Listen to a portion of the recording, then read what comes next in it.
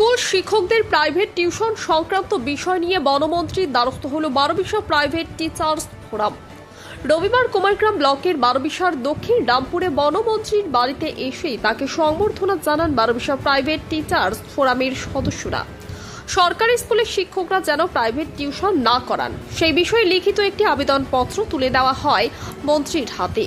বনমন্ত্রী মনোজ কুমার ওরাও ওই সংগঠনের পাশে থাকার আশ্বাস দিয়েছেন।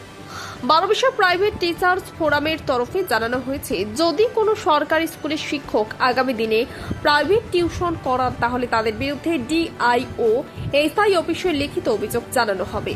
উল্লেখ্য, রাজ্য সরকার পরিবর্তনের পর একটি নির্দেশিকা জারি করাই বলা হয় সরকারি স্কুলের শিক্ষকরা আর প্রাইভেট টিউশন পড়াতে পারবেন না। রাজ্য সরকারের এই সিদ্ধান্তকে স্বাগত জানিয়েছে Barobisha private teachers forum. Barobisha থেকে বাবুল সরকারের রিপোর্ট, ইউবি লাইভ নিউজ। খবর যখন আমরা তখন।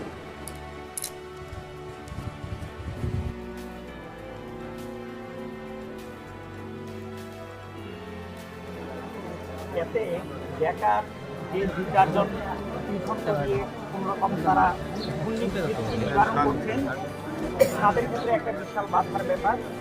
আপনি যদি এই ব্যাপারটা এই এলাকায় দেখেন, ভালো।